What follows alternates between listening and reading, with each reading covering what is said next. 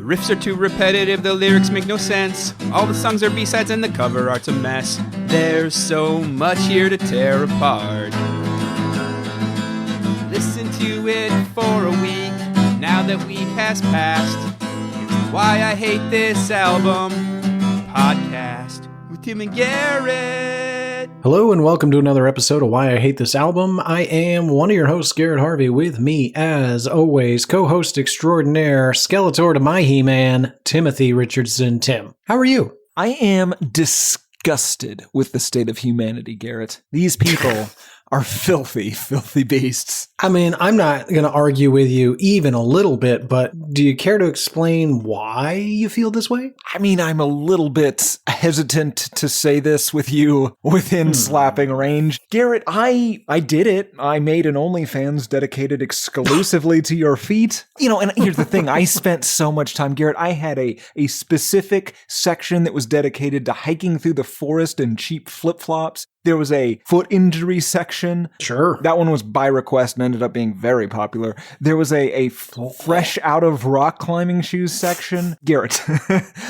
Tristan wrote in to say, and this is true, I could not believe it, Garrett. Garrett ToeFan89 wanted to floss with your toe hair, Garrett. There was an active thread dedicated to fan theories about how Pennywise and Miss Poppins were the same species. That one, it seemed to be off topic. What does it have to do with feet? Every third post or so seamlessly mentioned your feet. It was actually pretty impressive. All of Caleb's posts were deleted by a team of traumatized Dutch moderators before they even got to me. I don't even know what that guy wanted to do. The point is, get your house in order, listeners and foot lovers. This almost made me quit the entire internet, and that means no more show. Ooh, can't have that. It was gross. Yeah, folks, don't put me in a position where I have to trick Tim into recording a podcast episode. It can be done, but it's even more work for me. So, I mean, here's the $1 million question, Tim. No pun intended. Did we make a bunch of money? There's some money. Kinda cagey about that.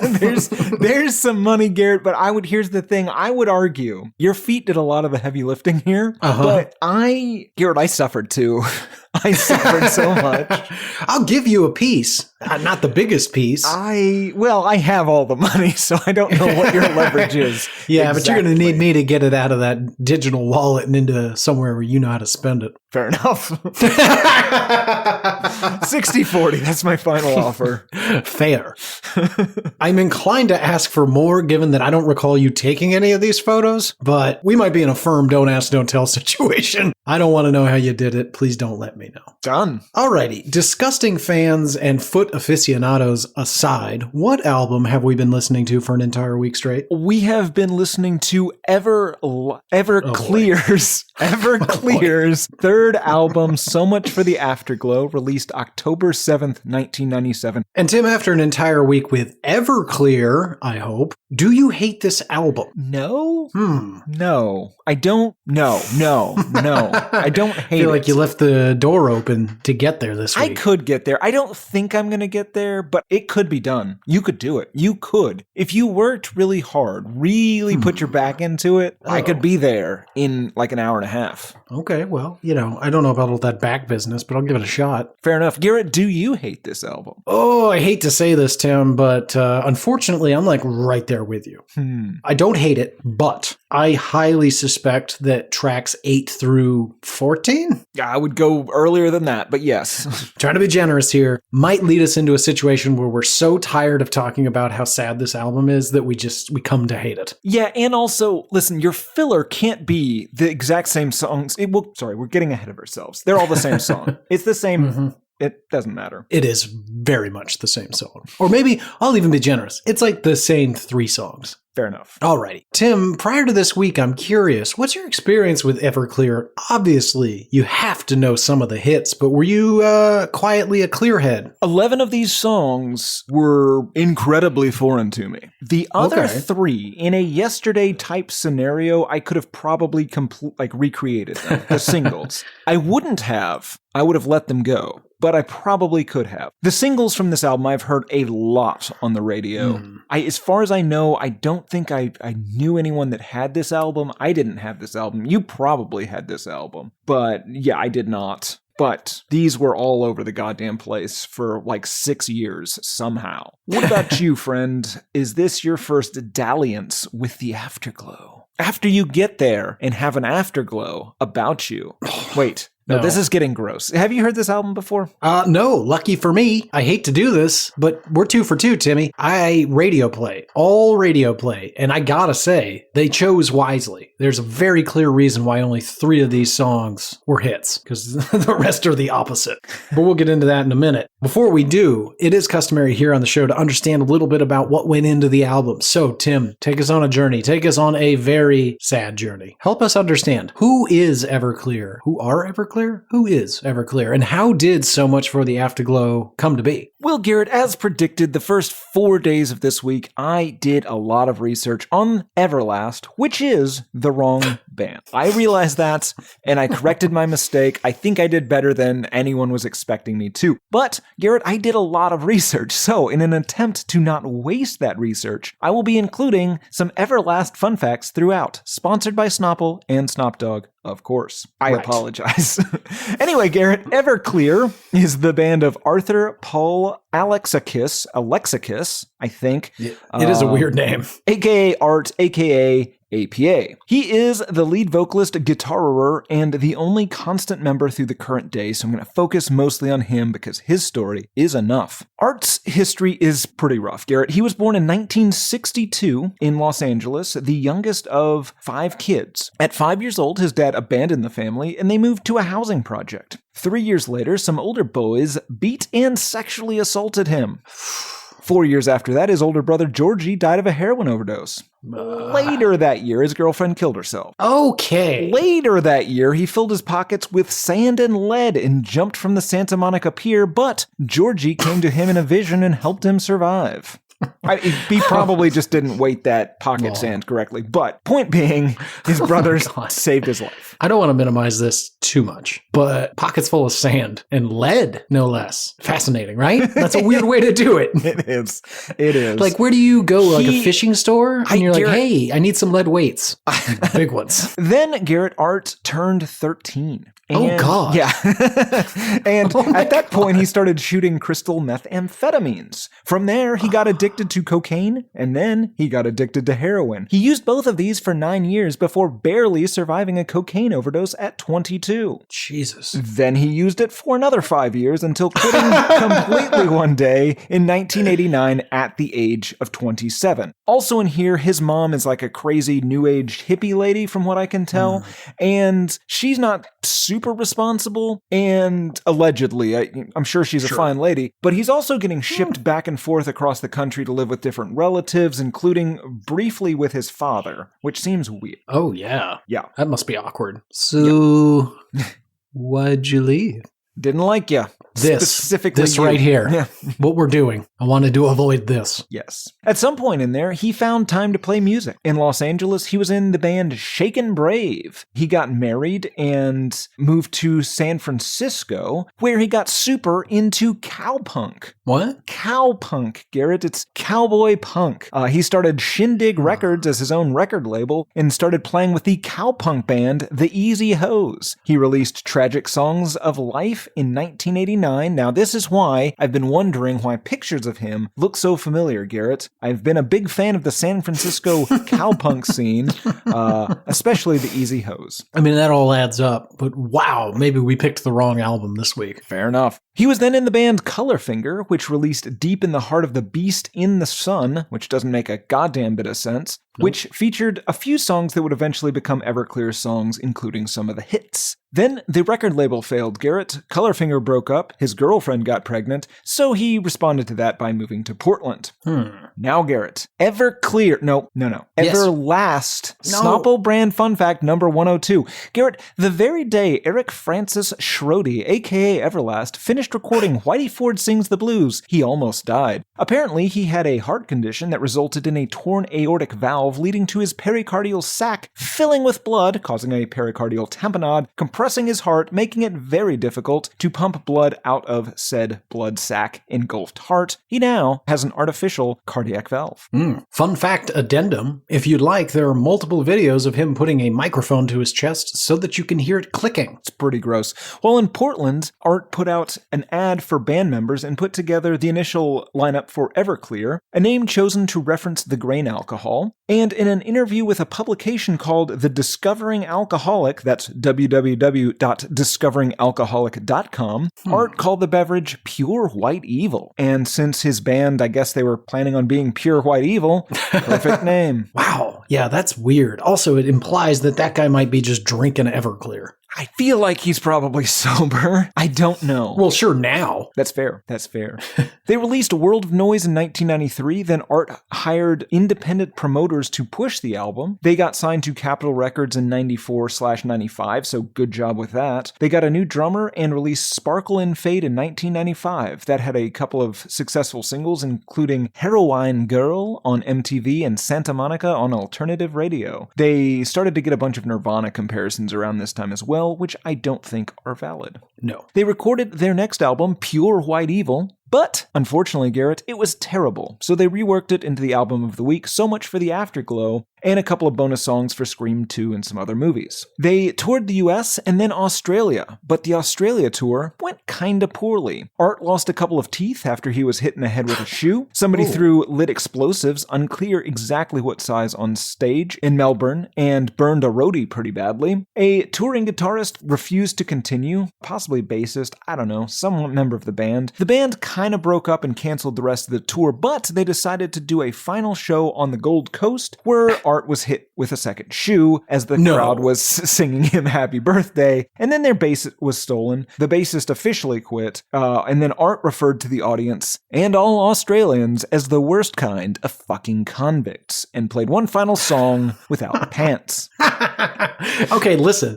Honestly, if I got hit hard enough with a shoe that it knocked teeth out and then days later was hit with a second shoe, I think I would say the exact same thing. Yeah, but they really do not care for that.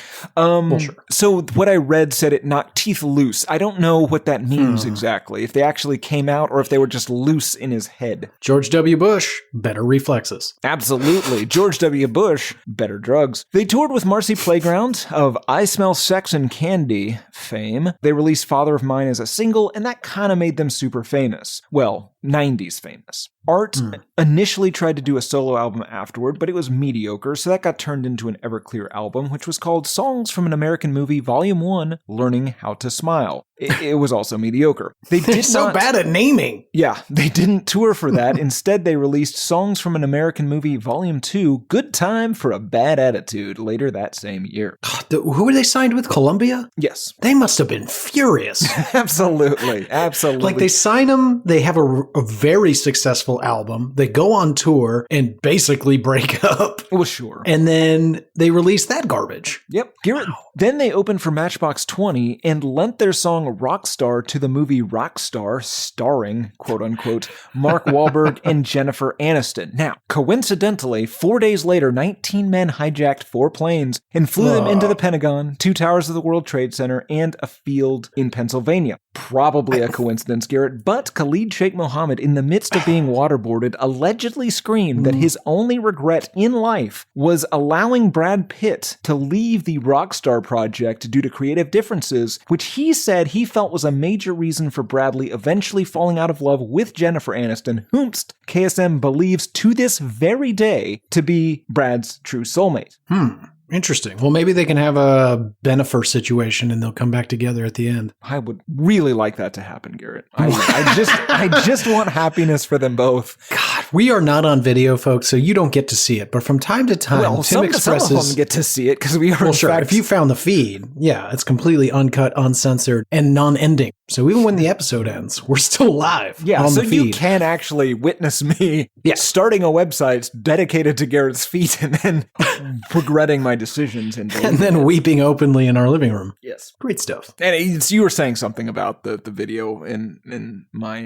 Right, yeah. So just, I mean, very rare rarely do you seem so incredibly earnest and hopeful. But when I just mentioned the very idea of Jennifer Aniston getting back with Brad Pitt, that might be the happiest I've seen you in 2023. Garrett, there are only two subjects that I agree wholeheartedly with Khalid Sheikh Mohammed on, and this is one of them. Track number 4. APA, or Art. Art did a solo tour in 2003, then reformed Everclear, releasing Welcome to the Drama Club in 2006 and a collection of covers called The Vegas Years in 2008. Now, Garrett, if you would like to hear Everclear play The Boys Are Back in Town, Neil Young's Pocahontas, This Land Is Your Land, American Girl, Brown Eyed Girl, or 8675309, this is the album for you. Kinda. Yes. They did a bunch of USO tours, including several shows at Guantanamo Bay, which is weird. So, perhaps they met Khalid Sheikh Mohammed. Then those are not sorry. Those are for the troops. Then Art did a solo acoustic tour exclusively at Hard Rock cafes around the U.S. How did that happen? They're terrible. Then Everclear, do you think they have like a really bad manager, or do you think those are just the only venues that will accept them? I think he's just into Hard Rock Cafe's food. That's the weirdest. Everclear then released an acoustic album, In a Different Light, in 2009, after which Art replaced all the musicians in the band with different people. Everclear released Return to Santa Monica in 2011 and Invisible Stars in 2012. They toured with Sugar Ray, Lit, Marcy Playground, Gin Blossoms, Live, Filter, Eve 6, and Soul Asylum.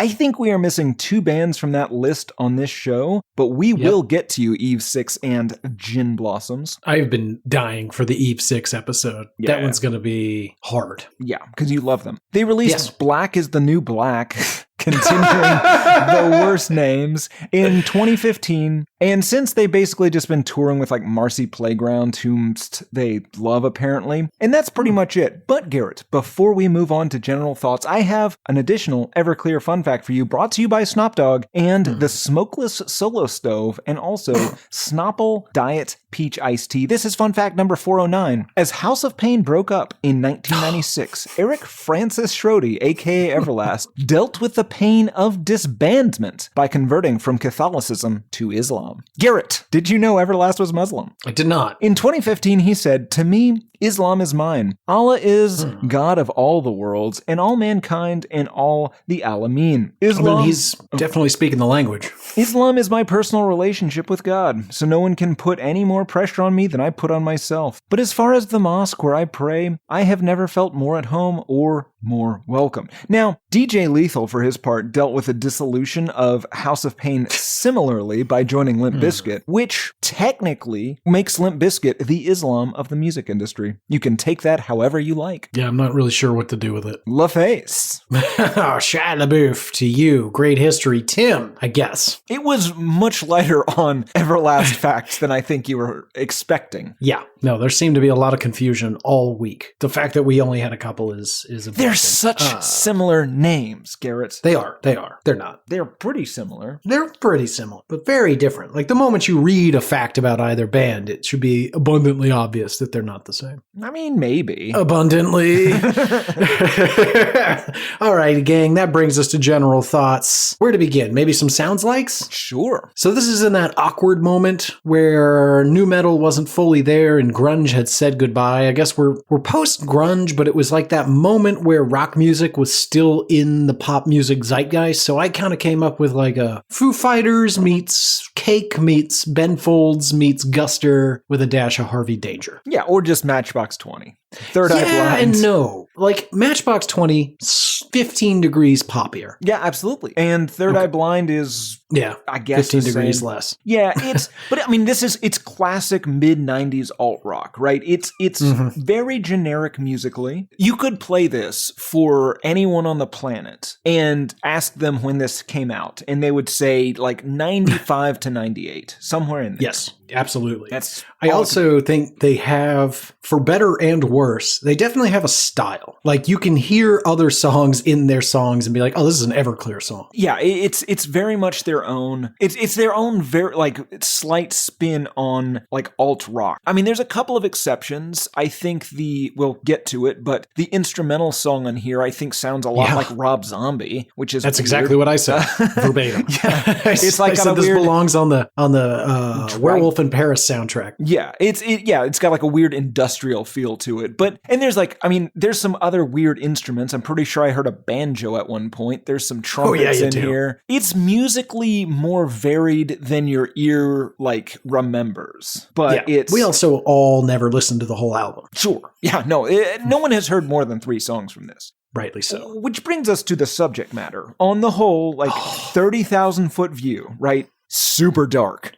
This guy, so dark. It is based on the history I just went through, and it is totally earned. Art has lived an incredibly terrible, traumatic life. These songs feel real, right? This isn't the Sublime lying about how they were rioting. These are songs from his experience. Now, it's 14 songs of that, of some variation on that, and it's super depressing. It's repetitive. Almost all of these songs seem like a scene from some sort of like Requiem for a Dream clip show. It's like like you remember those genuinely upsetting anti-drug PSAs Darren Aronofsky would later film? Yeah, they're dark. Yeah. And I mean, it's weird to complain about that, right? Because I'm complaining about them being repetitive, not necessarily about them being dark, because he does essentially what we said Trace Atkins and Shania Twain should do, right? They had this like incredibly compelling history, and then they sung Honky Tonk Badonkadonk and I'm in Love with a Good Man songs. And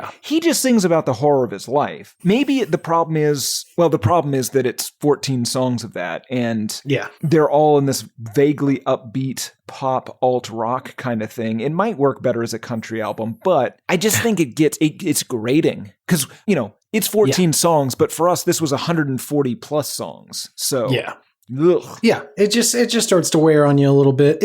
And I think that we're kind of bouncing around the same general belief. Like, we've listened to enough music at this point to say, this is competent. Yeah, absolutely. It's not bad. Yeah, this is an album where on the surface, it's very hard to say, at least of any particular song. Like, it's hard to say, like, this is a really, there's some filler halfway through. Yeah. But it's all competently done. None of these are like incredibly bad songs. None of this is Chet Hanks. No.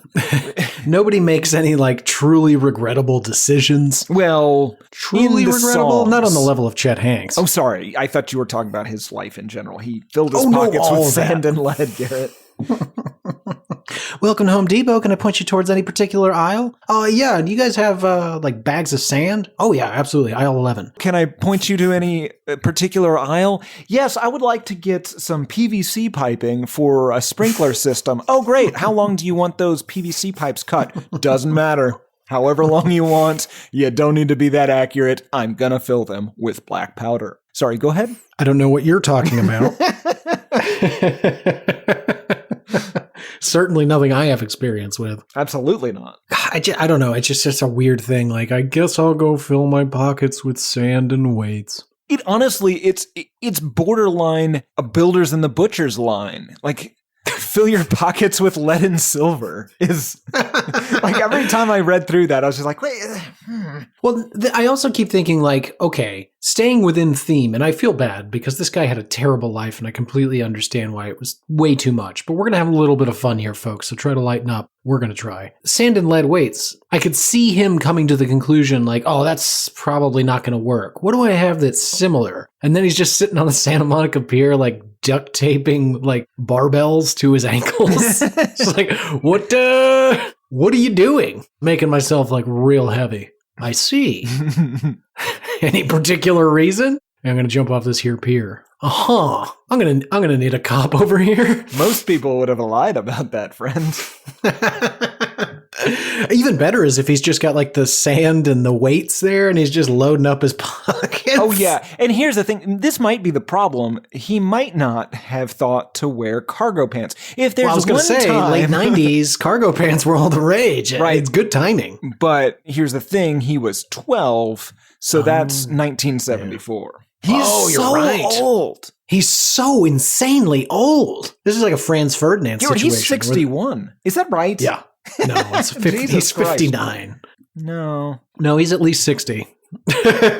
That's nuts. He is 61. Oh my God. Everclear. Very old. So I guess when listeners write in and they're like, why are you doing these insanely old bands? And we're like, they're not that old. We are wrong. These are very old bands. Everlast is only 54. Okay. Would you please keep Everlast out of this conversation? In my defense, that was not my best fun fact. Given that we're talking about Everclear, none of them are. Fair enough. Garrett, the cover of this album feels like if an Oasis cover had sex with a Radiohead cover. Like, if you had AI merge Definitely Maybe or What's the Story Morning Glory with OK Computer, I'm pretty sure it would come up with this exact cover. Oh, really well put. That's thank you. I don't love compliments from you. I always regret giving you them. God damn it, dude. If there was like an Olympics for just irritating people, you'd get the gold. No, there's so many more irritating people than me, Garrett. No, but it's like a synchronized irritation. Oh, it's specifically tailored to you, but... Yeah, so like you wouldn't enter the event alone.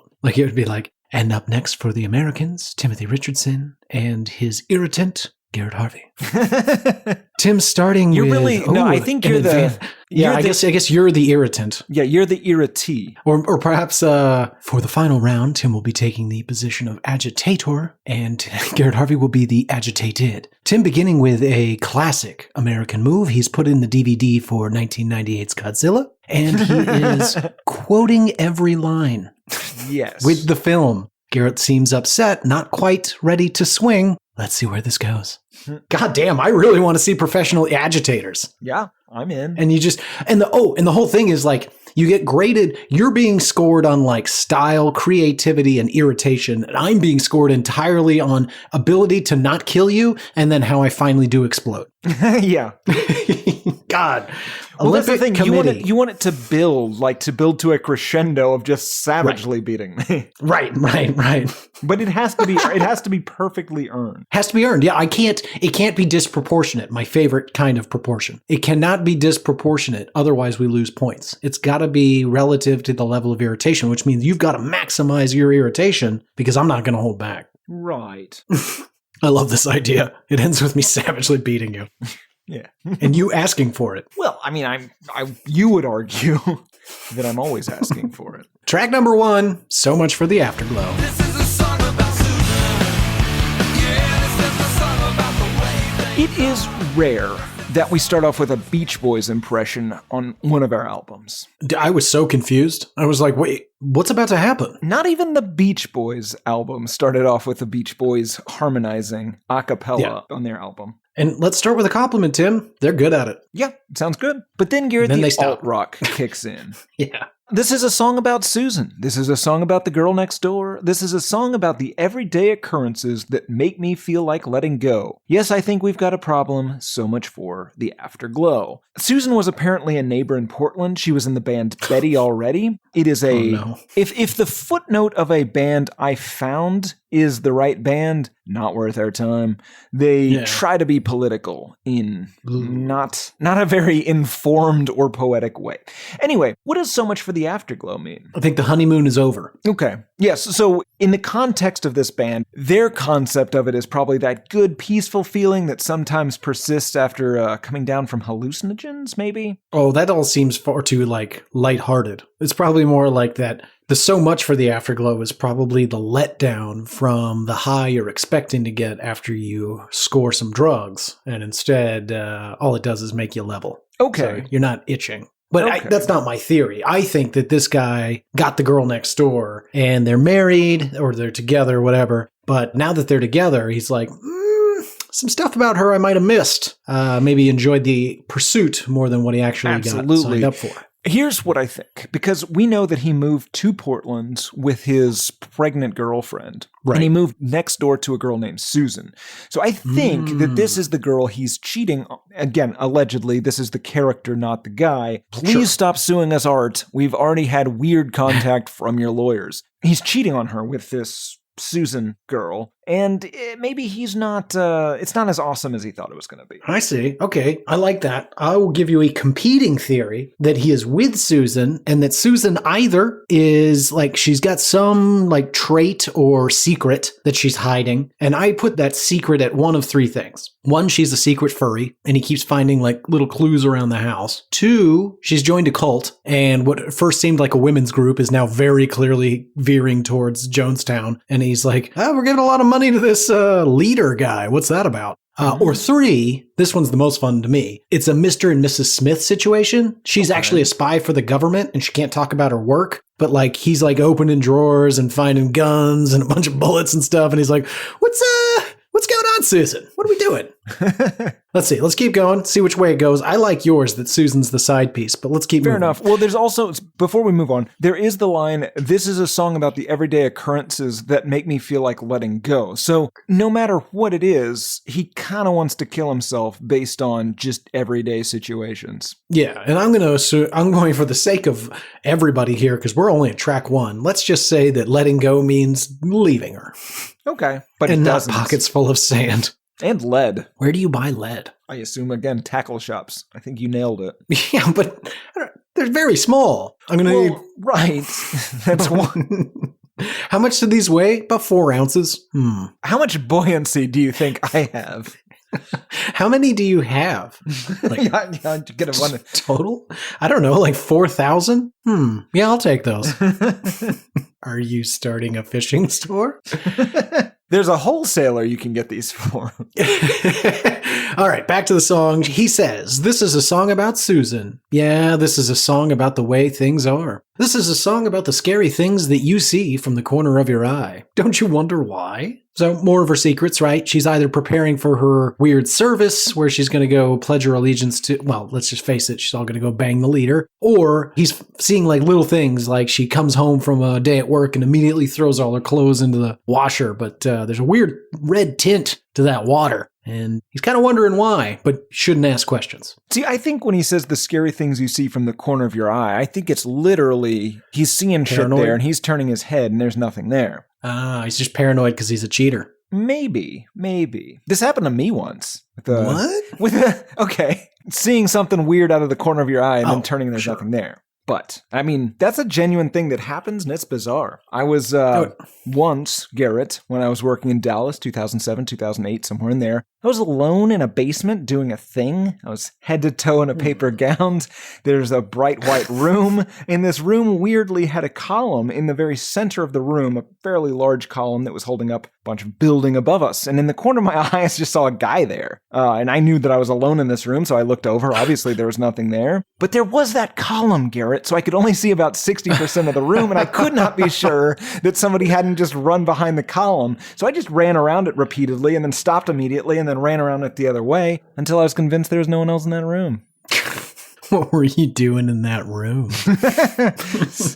That's all anybody wants to know, I Tim. was doing my work. My 2007 to 2008 work. Good Lord. In Song Dallas, continues. My Dallas work. Song continues. We never talk about the future. Yeah, we never talk about the past anymore. We never ask ourselves the questions to the answers that nobody even wants to know. Guess our honeymoon is over. I mean, it sounds like they're not reminiscing. Do you ever see anything out of the corner of your eye? I noticed you didn't share. No, because it happens to me fairly regularly. And last night I was watching a movie with somebody, and this is not a joke. This is 100% happened last night. I was watching a movie with the creator of Terry Chartson, and I paused the movie, and I said, "Did you hear that?" And they said, "No." And I said, "I'm almost certain a little girl just said, 'I like whales.'" And this person said, No, nobody said that. And I was like, I'm not a crazy person. I will rewind and you will hear it. They did not. Turns out I am a crazy person. Now, Tim, I am curious. I think I know the answer to this, but it might be a fun conversation. In your theory, this person's cheating with Susan. He's seeing things that aren't there. Maybe he's a little paranoid. He's on edge, making sure that he's not going to get caught. I could not, capital N, not cheat on somebody solely because the stress of it would make me unbearable to be around. I want to be very clear that that is a reason, but it is definitely not my sole reason. Now, I notice that Please. you really specified that was the sole reason. There is no other reason that you wouldn't do that. Interesting. Ah, I see what you're saying. The Correct. sole reason. I'm just throwing that the out number there one for reason. all of our listeners, for all the why I hate this album audience, the Hades, anyone that might be listening. I Hades. want to again say the sole reason is an interesting phrasing that you used very specifically. We'll have to check the tape. Unclear if that's what was said. But I do take your point. Let's see here. Song continues. Oh, I remember we could talk about anything. I remember we used to want to hang out. So much for the afterglow. Oh, well, oh, well, oh, well. Yeah, I guess we need the drama. Yeah, I mean, it sounds like a relationship that's over. Either he's, or maybe Tim, maybe the drama. Maybe I'm right. It's a Mr. and Mrs. Smith situation, and they need to just have like a big shootout to save the marriage. Yeah, I mean, again, if it is a Mr. and Mrs. Smith's type situation, I think that fits kind of nicely because the everyday situations, the boring, mundane suburban life is what's making him, want to leave. What does he say? Want to let go, if you will. Yes. The afterglow, what he expected, suburban adult life to be is just, it's not stimulating enough for him. So he has a couple of different solutions to this. Either he can, go back to his old life of shooting crystal meth and using cocaine and heroin to the point of near fatal overdose. Or he could begin murdering a large number of people for some sort of shadowy organization to put that excitement back in life and back in that relationship. Yeah. No, I mean, it's tale as old as time. Then it ends with 17 repetitions of So Much for the Afterglow. And I just want to say, overall, an incredibly mediocre song. 1, to be the title track, and 2, to start your album. Just not very we've good. seen worse. We've seen worse, but the fire is there. I mean, this is a classic conversation, right? Often you will hear producers say you don't put the single first, you put the single second. But in this case, and in many others, like I have to argue, if your first song sucks donkey balls, put the good one first. It doesn't. It's just boring and mediocre. Yeah, it's just boring. It's not as good as the others. That's fair. Alrighty, let's move on. Track number 2, Everything to Everyone. You do what you do. You say what you say. Okay, got a couple of ideas here. This is one of the first hits, right? Yeah, this is one that everyone's going to know. It's, again, musically, it's still kind of meh, but it is weirdly catchy. Yeah, I'll agree with that. Let's see here. Opens with, you put yourself in stupid places. Yeah, I think you know it's true. Situations where it's easy to look down on you. And let's stop right there. We've got somebody who keeps putting themselves into a situation where, to my ears, Tim, this is a person who's become addicted to being saved by others, or possibly uses traumatic situations in order to meet significant others. Okay, so this is sort of a Chuck Palahniuk's choke. Yeah, I guess it is. Maybe Kinda. he finds first responders to be really sexy. He's just really into them, and he doesn't know how to meet them, so he just keeps overdosing on drugs publicly to meet first responders. It's a thing. That's not people bad. do. Or maybe he's using it to like shortcut the early part of the relationship. Because like you go through a traumatic experience, you're basically at the third date. Yeah. Just get through all the bullshit and you're just like, you restarted my heart. I don't think we need to get coffee first. Yeah, okay, for our younger listeners, if you overdose on drugs on your first date with somebody, do not expect to have sex with that person that day, Not on that date. or ever. Well, hold on. Probably not. Hold on. What if they save you, though? Well, women That can do really bring love a people good together. fixer-upper. Yeah, people love to fix people. And they're good at it. It works. I just totally peaked the speaker on that. Damn it. Yeah, I just blew out the mics on that one. Yeah, it never works. It never works. 100% doesn't work every time. People are people. They're always just going to be themselves. Anyway, let's keep going. Think you like to be the victim. Think you like to be in pain. I think you make yourself a victim almost every single day. So I got thinking about this, Tim, and if you are trying to meet somebody and you have to put yourself into a perilous situation in order to meet them, to your point, you can't have a drug overdose every day, not to mention that's a poor use of drugs. Drugs aren't free. You can't just be like jamming way more into your body than you need just for the sake of meeting Mr. Right or Mrs. Right. So then I got thinking, okay, well, what else could you do? You could start a fire. You could jump in front of some cars, or you could go like way smaller. Just go to the local grocery store, little slip and fall. You just lay there until Interesting. somebody helps you. Yeah. Okay, or what about this? Let's say you have a peanut allergy and you just pay a guy to constantly, like, let's say you hire some like ex-CIA guy to just constantly be in some way integrating peanuts like on a daily basis. Every date you go on, first it's maybe there's just some peanuts in your, I don't know, what do people Thai. eat? You Pad said no. Thai. Oh man! Sorry, Said with I such just sincerity. Blanked on any single dish that anyone might have. Okay, It did seem like you were grasping to list food. yeah. But then, that can only happen so many times. So Right. it just has to be this escalating series of things where all of a sudden, somebody's like attacking you, and instead of nunchucks, they're just beating you with a sack of peanuts. I pictured it way weirder. Just you're walking back from the movie, and a dude in a balaclava and a t-shirt just comes over and rams a bunch of peanuts in your mouth. Oh, sure. Screams That's gonna peanuts and happen. runs off. That's going to happen. At some point, you've got somebody with a straw that just like shoots one into your nostril. Classic New York City mugging.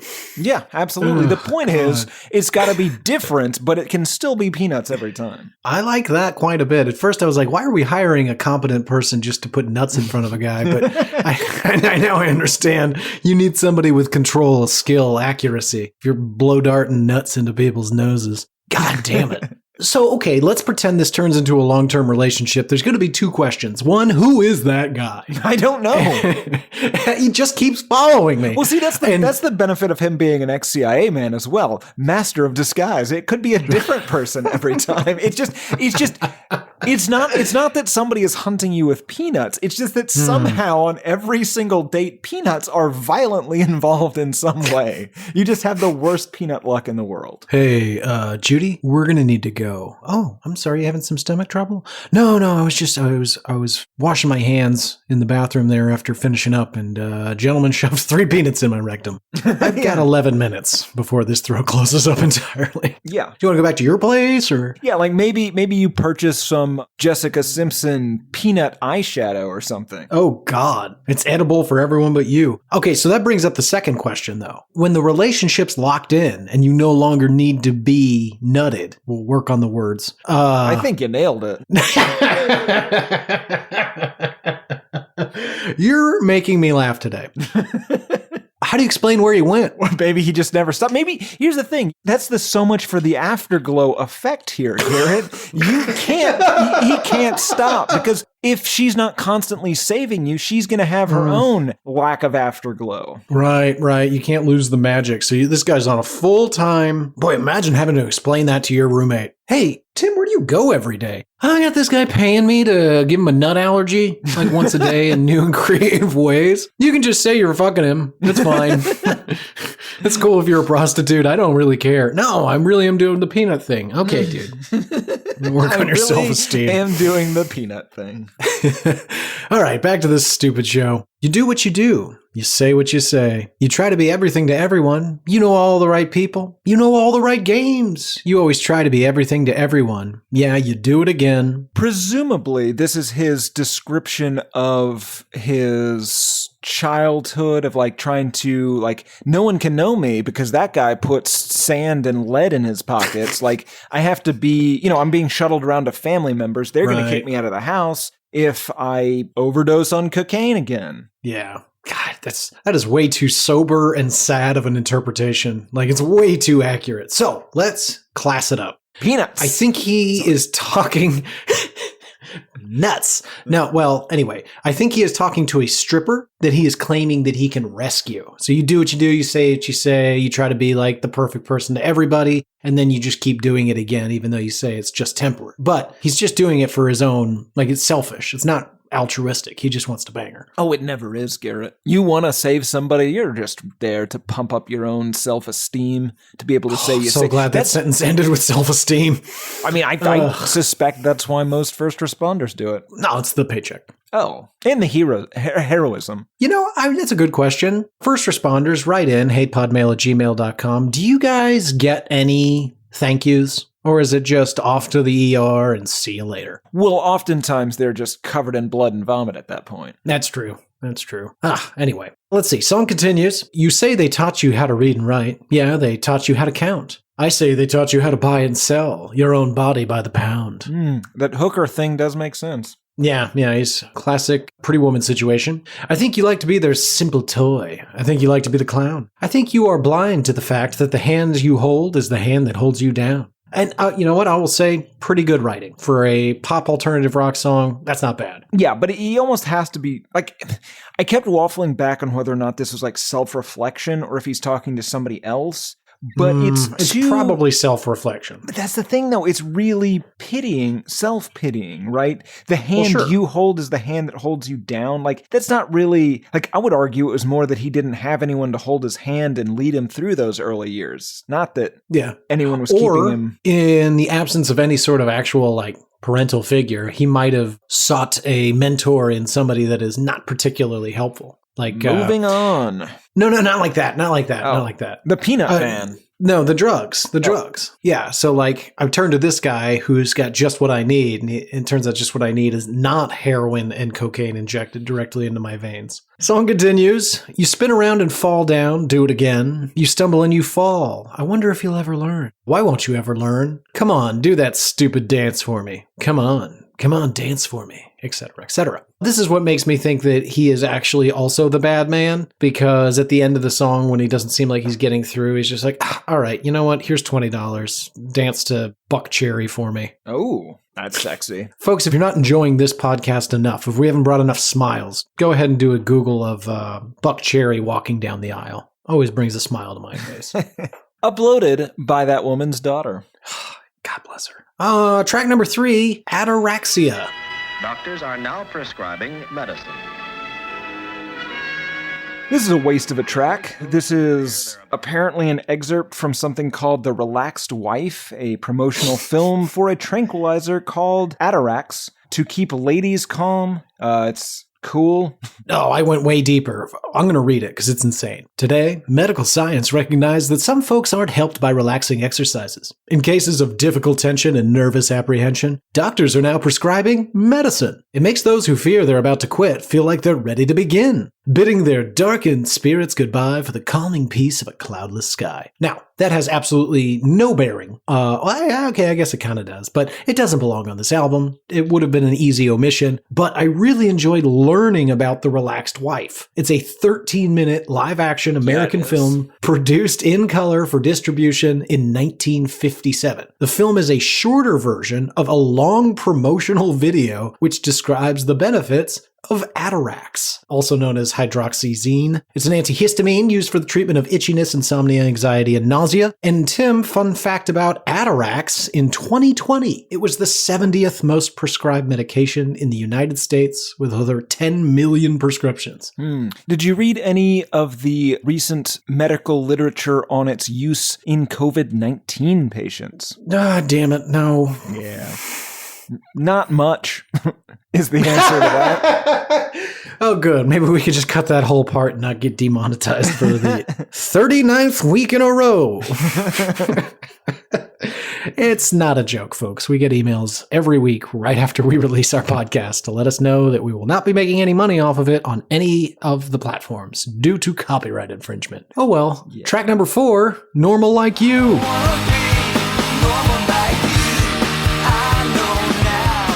I have a take, Tim. Do you have a take? I do, but I'd love to hear yours. All right, well, let's get a little bit into it before I go spilling the beans. They say, yeah, they said you called me maybe yesterday. I don't even have the strength to pick up the phone. You wouldn't even know me since you went away. The Prozac doesn't do it for me anymore. I think this is a song written by a man trapped in a mental institution where he has met a woman that was released because she got better, but while he stayed, he got much, much worse. Sure.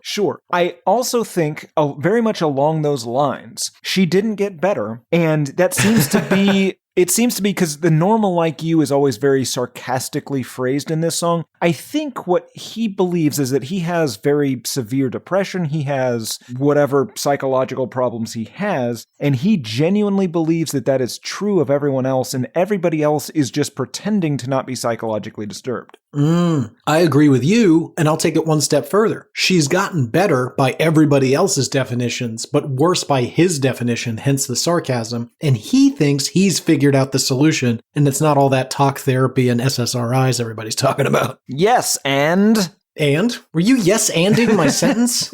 God damn it, dude. We spent 45 minutes on the concept of yes and an additional pre-planned 45 minutes on just talking about you not actually using the words yes and. You definitely got it. Did I? You did not. Or you're practicing for the Agitation Olympics. Point, Tim. Yeah, you ought to take your medication every day, be a good dog, live life in a wonderful way. So he believes that psychiatric medication is essentially just, at the very best, just sort of caging the problem. Sure. And at worst, mind control. Yeah, ooh. But we're not trying to control you. We just need you to wear clothes in public and not wildly hallucinate. Yeah, that's what the man wants. It's what we all want, Tim. It's called society. The man. You're the man. Man, you fucking suits. Tell me why you want to be blind. I don't want to be normal like you. I know now every day I get closer to the place inside where I can be normal too. I don't think he knows what normal is. No. He thinks that normal is his true self, but that's not normal. Yeah, most quote-unquote normal people do not fill their pockets with sand and lead weights. Agreed. Good. Seemed like you were ruminating on it for a moment. Glad we are on the same page there. I heard those stupid people talk about you again. I just have to laugh to keep from hurting bad. Their simple minds just cannot seem to understand. You are neurotic and depressed, and it doesn't mean that you're sad. Yeah, listen, this is just the way everybody is. Sure, you're depressed. We're all depressed. It's fine. It's fine. It's fine. Let me out. Let me out of here without making me take the drugs. I'll show you how to cope with it. Now, he does seem to be singing about it like it's some sort of set of special skills, or possibly like a Joker personality. Joaquin Phoenix Joker. Oh, yeah. Okay, that's fair. Yeah, I could definitely see this guy laugh crying. Or cry laughing. Yeah, it's hard to know, right? We don't know. We don't know which it is. It's upsetting. Take your pills, doggy. Anyway, song continues. You walk around oblivious to everything. Wear that pretty dress and black mascara like you're the queen for the day. He may have an unhealthy obsession with Courtney Love. Quite possible. It was the style at the time, so it's hard to say who he's singing about exactly. Probably that woman from the rehab or whatever, mental institution. Never really occurred to me, but I'll bet you that's one of those things where, like, you probably don't do both in the same place most of the time. Yeah, but you get a little, they mix, certainly. Yeah, interesting. Anyway, let's see. Tim, anything else here? I think we got an outro, the chorus a couple more times. It's not a great song. Absolutely. Track number 5, I Will Buy You a New One. I will buy you a garden where your flowers can bloom. I never really noticed the beginning where you got the Oh yeah. I feel like the radio started every one of these songs 3 seconds in. Yeah, and I appreciated that. Absolutely. The intros and outros, unnecessary. Yeah. Let's see here. This is the other one everybody knows, at least this one. I think there's probably a third candidate as well. Let's get into it. This is a fun one. Okay, here's the money that I owe you. Yeah, so you can pay the bills. I will give you more when I get paid again. Pause. Seems very straightforward, right? Alimony payment or some sort of repayment of some kind of a couple that are now split up. Right? It could possibly be that. The other thing it could be is he might be paying bills for his mom or something. You know, she raised him. Oh, sure. It's the football player. The first thing I do once I sign that contract is buying my mom a house kind of thing. Okay, yeah, that makes sense. I'm going to stick with mine specifically because at first it sounded like, maybe they just broke up. But now, and we're going to reveal in this song, I don't think it's that cut and dry, Tim. You ever see one of those movies where somebody dies, but they die with like unfinished business? And so, this happens a lot. Absolutely. We don't always know when we're about to die. Don't finish our business. And as we all know, ghosts, they can't pick things up. They can't apply for a job. They can't finish business. So what they do, they send you back, put you in an old guy, and let you finish your business. I think they had a tumultuous relationship. He died from something and has returned to make it right before they will let him into heaven. Interesting. So how is he delivering the money? Well, he's been put into another person, you see. He's not a ghost. Oh, so he's possessed. Okay, so Yeah. They basically an old man that was on his deathbed. They were like, all right, we're going to take his soul out. And we're going to perhaps it's like there. that second Wonder Woman movie where he's just possessing some random guy who is in some sort of living hell. God, I really don't remember that movie. Oh yeah, Chris Pine possesses another man. That's right. Yeah, exactly like that. Exactly like that. Quantum leap rules. I forgot about that. They don't look. Yeah, because the whole time you're just like, what are you talking about? It's Chris Pine, but he doesn't look like Chris Pine to everybody else. Exactly. Okay, let's keep going. Quantum Leap, admittedly, is the better reference. Yeah, it is. Anyway, I'm not sure why you had to point that out. I hate those people who love to tell you money is the root of all the kills. They've never been poor, and they have never had the joy of a welfare Christmas. Let's pause on this for a minute now. I did some research, and they used to say $76,000 was the point at which you didn't begin to see a material difference in happiness with money. And I was like, that's probably not still the number. So I went and I did some research, and the number's now like 105 to 120. Now, I would depending argue on where you are. That's not in the Big Apple. Well, no. Because I am miserable. And you take that much from me at least. So, no, I think for the Big Apple, it's 143 to be comfortable, but not happy. Not in our building. Jesus Christ. Yo, God, no.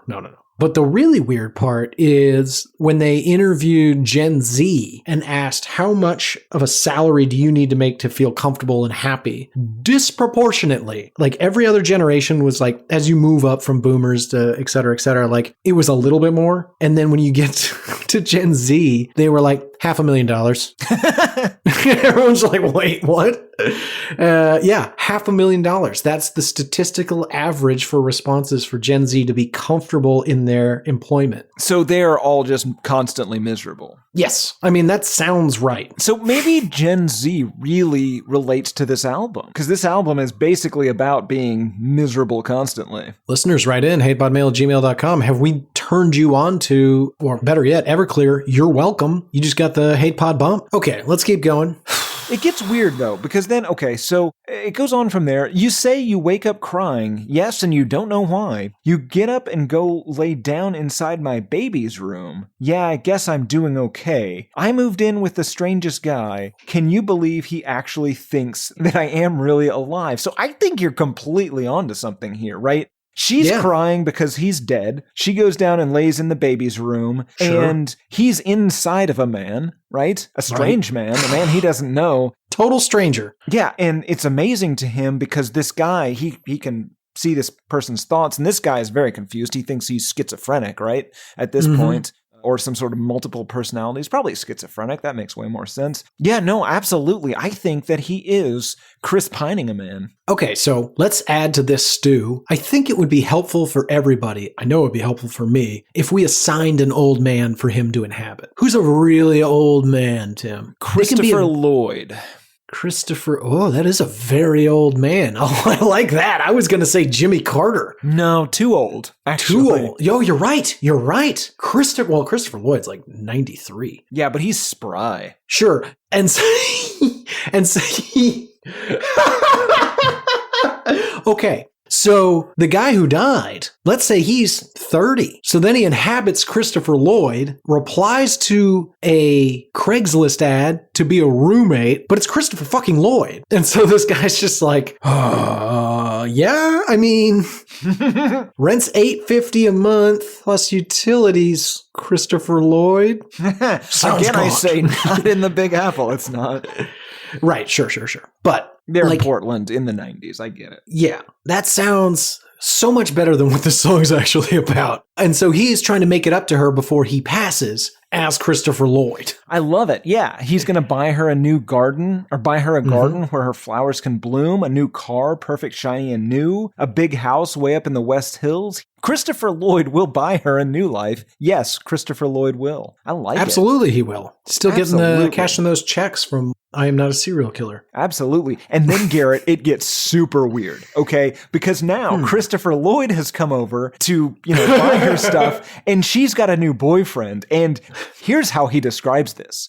I know all about that other guy, the handsome man with the athletic thighs. We'll come back to that. I know all about the times before with that obsessive little rich boy. They might think you're happy. Yeah, maybe for a minute or two. They can't make you laugh. No, they can't make you feel the way I do. So Christopher Lloyd is begging her. He's pleading with her. He's saying, listen, I am sure this is a weird situation. I'm a very old man and you're, used to being married to a 30-year-old.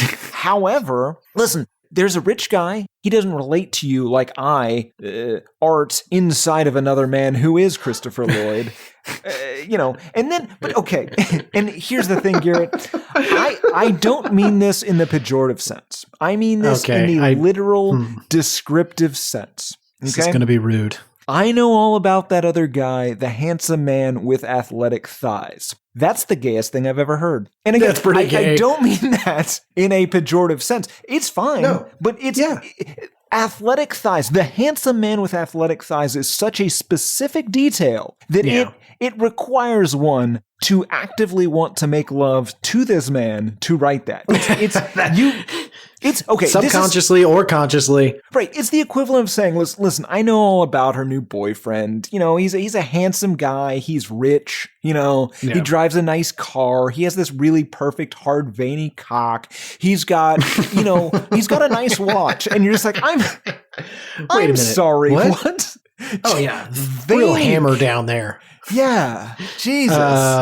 What? Why do you know? Yeah, it's the weirdest line that every time I heard that, because I've heard this song 1,000 times and I have never once heard that line before. I rarely do this. When I was listening to this on my phone, I actually took a screenshot and sent that to you the first day of this week, and you asked what I was listening to. Yeah, so what song is this?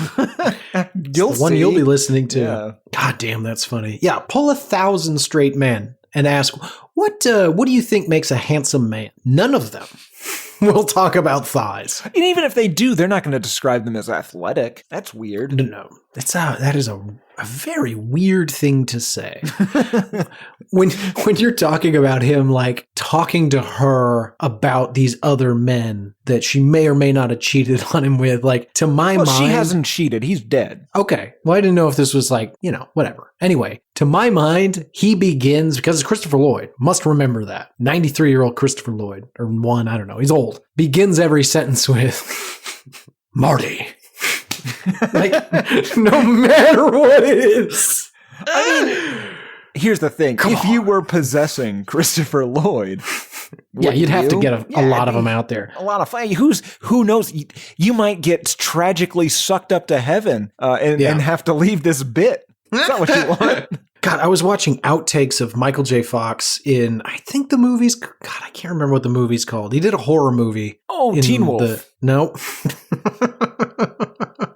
God, I wish I could remember. The Frighteners, I think is what it's called. But I was watching outtakes of him doing scenes, and like, no fucking shit, they kept having to reshoot one scene because he couldn't stop shouting, Doc!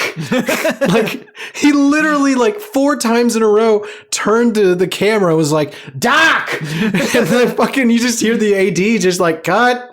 And like, everybody's laughing though. Like, the only good thing is that like, literally every person in the room was like, that's all I wanted to hear, to be frank. And he did it on his own. So that's fantastic. But goddamn, is it funny. I think it's in, there's a new documentary about Michael J. Fox. It's fucking sad. Oh. But that's in there, and it's so funny. He is younger than the Everclear guy, I think. Oh yeah, I think so. That's weird. Yeah. All right, let's wrap this thing up. Yeah, because it gets sinister again in this bridge here, as most songs do. Depends on how you define sinister. Well, no, because you have to think. Picture me as Christopher Lloyd, you, a young lady who's just lost her husband, and I am knocking at your door and saying, will you please let me stay the night? No one will ever know, Marty. No one will ever know.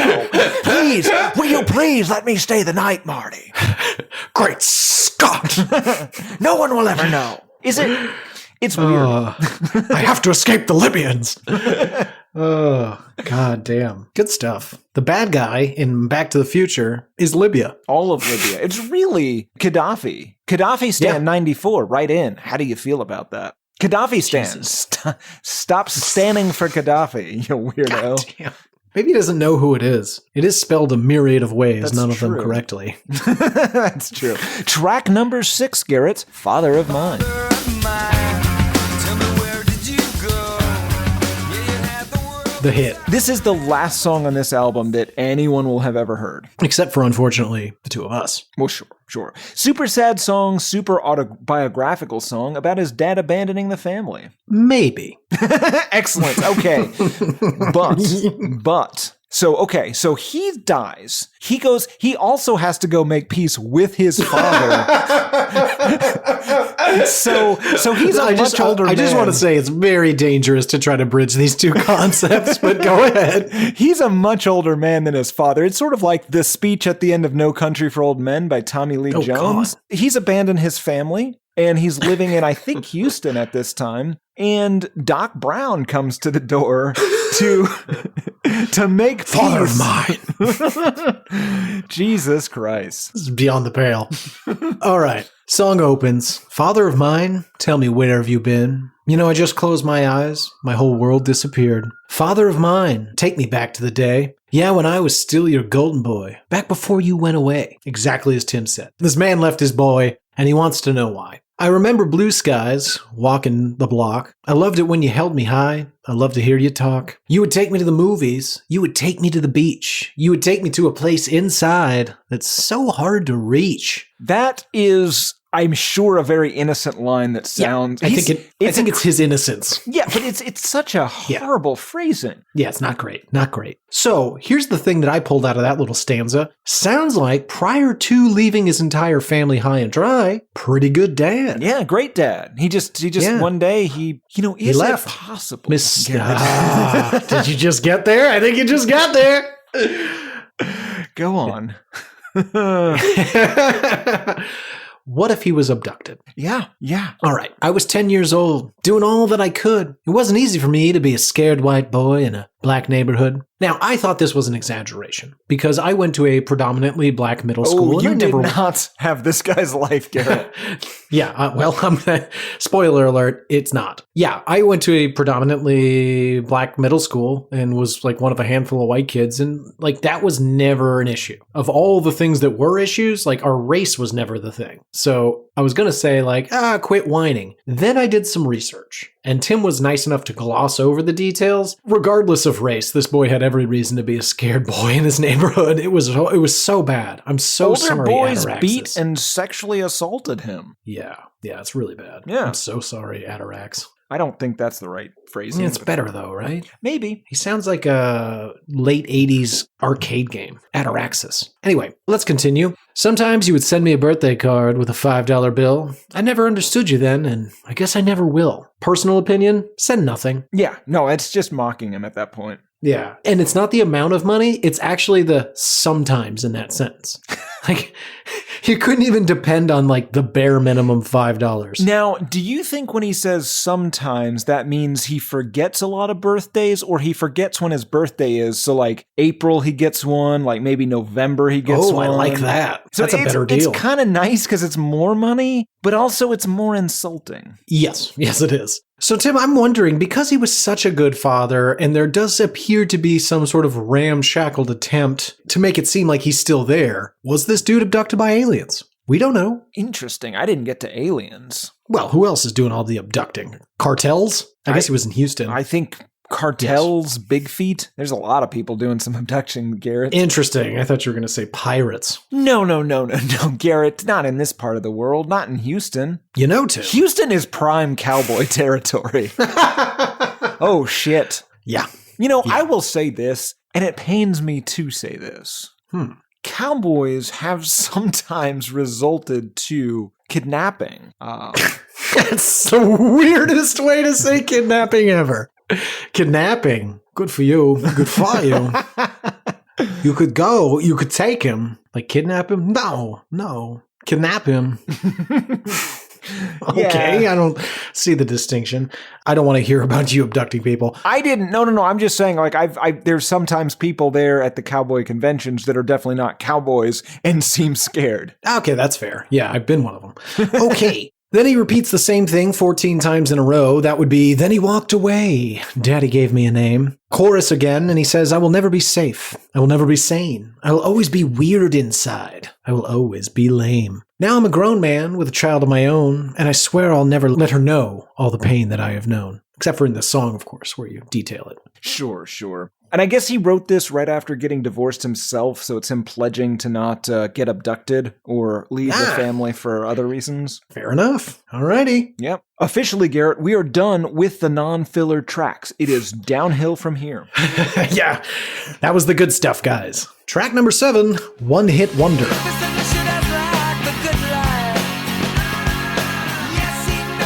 Who the fuck is Loopy, Garrett?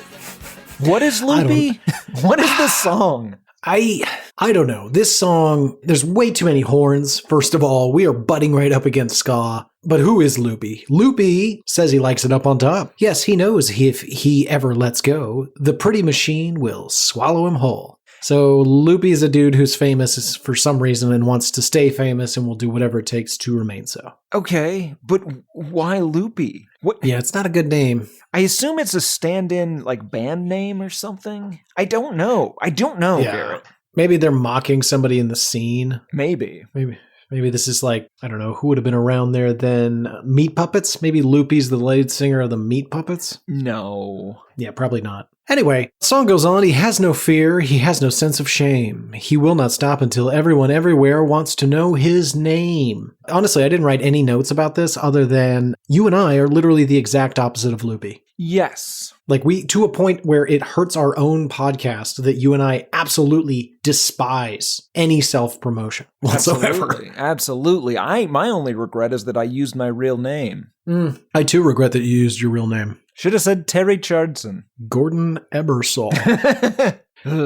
He knows if he ever even gets the chance, he'd sell his soul to make the monster dance. They can't hurt you unless you let them. Okay. Tim, what would you do to remain famous? Because you're not much of a musician, I thought this would be a fun game. So let's pretend that you were in a hit film, okay? That's plausible. What is the next step down, and what would you be okay with? I feel like the next step down series on HBO that you're the star of. Oh, sure. Right? I think I might prefer that. Yeah. What about a series regular on network TV? I'd still do it. That's big money. Yes.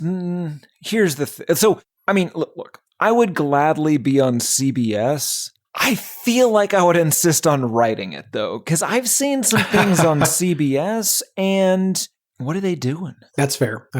Would you host a game show? Yes, Garrett, I would. Would you join for $250,000 a year and a 3-film deal? Would you join the cast of Jackass? No, I wouldn't. I'm so scared. What if I allowed you one rule? No. Wow. There would be so many caveats and there'd be so many rules. Yeah. I would be walking around in a suit of armor that's electrified on the outside only. No. I mean, listen, if you want to do a Jackass thing, I can Jackass you. No, don't. I can jack that ass, Garrett. Okay, I'm putting a stop to this.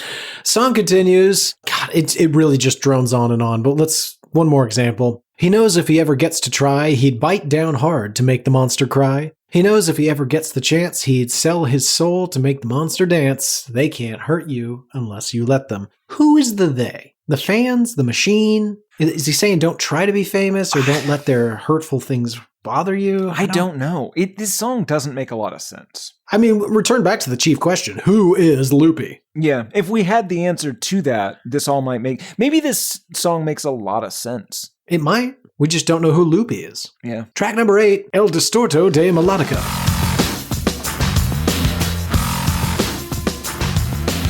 And this is an industrial kind of sound, bit heavier guitar sound, and this is the one we mentioned up top. It's got a bit of a Robert Bartlett Cummins zombie kind of thing. Yeah, with just a hint of 9 Inch Nails. Absolutely. The name, honestly, El Distorto de Melodica, that sounds Rob Zombie-esque. Also sounds vaguely Toadies, but that's okay. True. That is true. But this is just an instrumental. There's some like vague, mumbling through a bullhorn. There's some laughing. I don't know what anyone says. It's fine. Well put. Track number 9, Amphetamine.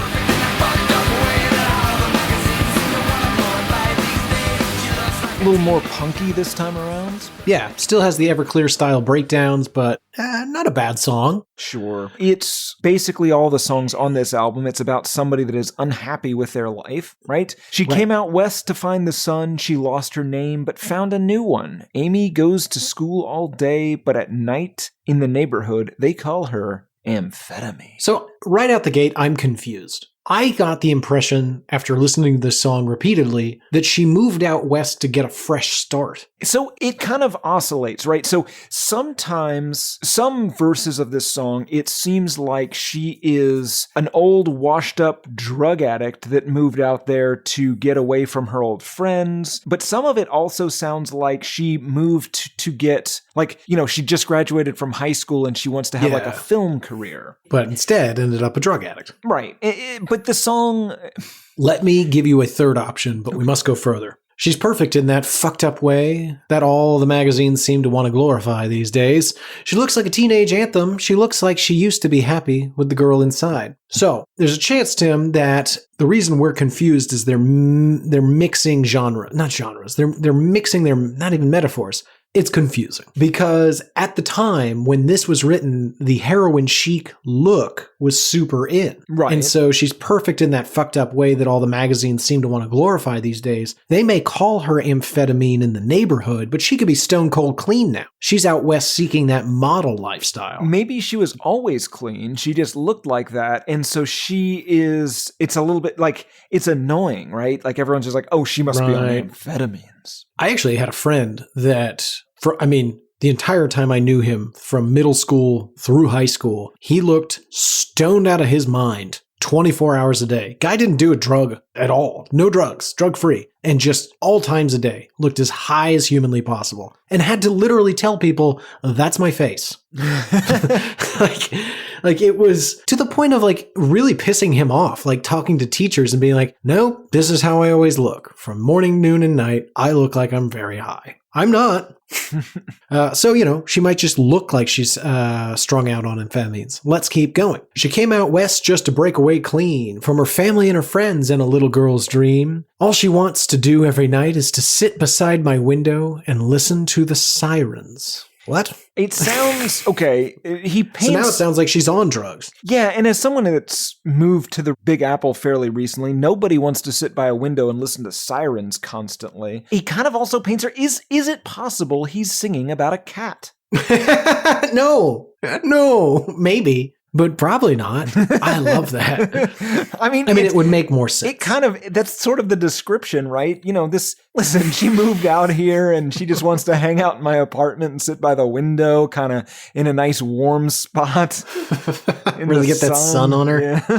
God. All right, let's keep going. This is a mystery wrapped in an enigma wrapped in amphetamines. Yeah, you just take your pill and everything will be all right. Yeah, you just take your pill and everything will be all right. What pill? Is she recovering from an amphetamine addiction? In which case, that's probably like modafinil and Wellbutrin. Yeah, I don't know. I don't know. But again, it's like a veiled reference to... Again, though, maybe she's not on any drugs. Maybe this is the same girl from that psych hospital. So maybe she has moved to the West Coast, briefly gets institutionalized, as a lot of us did when we first moved to the West Coast. You lie, you convince them that, hey, I'm not crazy and I'm not on drugs. And then you help one of your fellow inmates, patients escape. And then you live in that guy's house by the window like a cat, just taking a pill so that you don't do the bad thing again. God. Song continues, curiously. Met her at a party and I took her home. She is the saddest girl that I have ever known. Yeah, she wakes me up in the middle of the night just to tell me everything will be all right. It's the Homer Simpson everything's okay alarm. What is happening? If you violently, now I say this as somebody that occasionally freaks out in the middle of the night and violently shakes Garrett awake, because we do in fact sleep in the same room. If you wake somebody up in the middle of the night to reassure that person, that's maybe the most troubling thing you could possibly do, because why? Why Feel, jostle me awake to let me know it's all okay? Yeah, you feel so guilty with something you've done in this room that you felt the need. Your conscience felt the need, forced you to wake me up and be like, everything's fine. Don't worry about it. What am I Nothing gonna more troubling when the than lights are waking on? up to hear a whispering Tim. Everything is fine, but I thought you should know there's a bear in the apartment. I didn't let him in. It's okay, though. It's okay. Yeah, everything's fine. At the moment, he's full, so don't just... It's gonna be all right. I got on Amazon, and I bought so much honey that we're gonna be fine. Also, your credit card was out of date on Amazon, and I updated it. You're welcome. I subscribed to the honey. It's cheaper. It is we cheaper. don't know how long the bear will be here. Guys, that's not That was that Tuesday. much of an exaggeration. Yeah. God damn it. It was a All badger, right. in my defense. It's much smaller Yeah. than a bear. Yeah, Much but- meaner, though. So fast. Yeah. It does not respond well to being hit with a broom. Also, couldn't give a shit about honey. Yeah. It just pisses everywhere. Hot piss. It's so hot. How can you gets see so steam high. inside? Anyway, yeah. So she's a nightmare person with truly Yeah. upsetting habits. And Also, why did he take her home from the party? He's like, oh, she's so sad. I mean, She's the saddest girl that I've ever known. yeah, it's I can tell you what he's thinking. It's not good. A girl that's I can't sad. imagine. I can pull this off, Garrett. All I have to do is Her standards must be like really low. Yeah. Like to the floor low. yeah. She I won't barely even have to try. She won't even bitch too much about the badger. I won't even have to pretend to choke to death next to her. Oh yeah, I forgot about that. That was a long time ago. Yeah. Track number 10, White Men in Black Suits. I wanna do is lose myself in your room. All you want is just a This is about a Travis Bickle type, I think. Oh, I said it's about the men in black. Well, sure, Garrett. These are about those people you see in the corner of your eye and have to run around a column in your mystery room in the basement in Dallas, 2007, possibly 8. Exactly. Let's get into it quickly. I am just a boy working in a record store. Yes, I moved to San Francisco just to see what I could be. I'm a loser geek, crazy with an evil streak. Yes, I do believe there is a violent thing inside of me, Right. So this is somebody who has not committed a violent act yet. but looks forward to the day. Yeah. Listen, I'm not actively pursuing violence, but I know it will come and I It's embrace pursuing my you. future. Absolutely. Absolutely it is. I am being habitually stalked by violence, and I will have to confront it eventually. Maybe. Okay. Maybe now. So, again, sung from the perspective of Doc Brown. He's working in a record store. He doesn't understand why he now lives in San Francisco, and somebody crazy lives inside of me. He's got some consciousness. Yeah, he's actively fighting it. We can in no way justify talking about Doc Brown in this song, so let's keep going. Some would argue we couldn't before. She is just a girl. She is doing what she can. She dances topless when she's not playing in her band. Such a pretty girl, happy in an ugly place, watching all the pretty people do lots of ugly things. Girlfriend's in a band, she's a topless dancer. And Tim, for the first time in my life, I really thought about this because when I think strip club, I think, of course, fully nude. Just dancing topless? That's really not a big deal. I mean, I guess not. I mean, like, if you think about it, like many other countries, like women sunbathe topless. Not a big deal. I think very few countries, but yes, I take your point. The ones I go to do it. Absolutely. Absolutely. Thank you for agreeing. Yes, and. God. Very funny. Let's see here. So yeah, he's got a mediocre job trying to do the best he can. He's a loser geek, and he's got this girl who's in her band, and she also does some light topless dancing on the side to make ends meet. Sure, and she's seen some shit. Yeah. She wishes she worked in a record store. Okay, it's not, that's the thing. She actively enjoys the ugliness, right? Such a pretty girl, happy in an ugly place. The way it's phrased, it makes it seem happy despite being in an ugly place, but that's not what he says. Happy in an ugly place. It doesn't say seeing all the pretty people doing ugly things, watching. So she is actively taking this in. She's not turning away. She's not having to witness this. She's there. She's happy. She's watching it. She's enjoying what she sees. What if she's not human? Okay. I'm willing to take this journey with you. Go on. Fantastic. She's a Sasquatch. No. What if it's two rogue aliens? Let me keep going. I think it's getting better for the two of us. Yes, I think it's getting better almost every day. I could give a damn for what those people say. Weirdly optimistic given the description we just got of those two people's lives. But if you're coming from a planet that's positioned next to a collapsing star, not so bad. Okay. Yeah. All I want to do is lose myself in your room. All you want is just a slow fuck in the afternoon. Why is that so gross to me? I don't know. It's just, it's too casual, I think. I don't want to, I don't want to say, the slow part is what bothers me. Like, and I'm no, look, you are no prude. No, that's what correct. you're going to say. Let's go with that. But like, I don't know. It's just, anyway, let me keep going. You are no stranger to slow lovemaking. You are no stranger. I'll take my time. Also, please don't speak on my behalf about lovemaking. You are neither listen, I have regaled you with tales upon tales, even when you've begged me to stop. Okay. And I just want to say at this point, listeners, all of you, that one special particular listener regales me. It's horrible.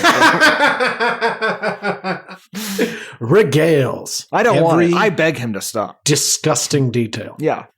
I've like shown him weird sketches. Things.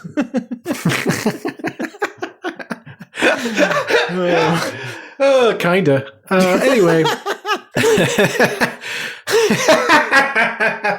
Damn it, let's get to the Men in Black part. All you want is just a slow fuck in the afternoon. I still see those scary guys when I'm all alone at night. I kiss the ring you gave me, then I swing with all my might. So I think he is walking home through the Tenderloin, getting ready to go have that slow afternoon fuck. And he's dummy dodging and duck diving, whatever the fuck it was.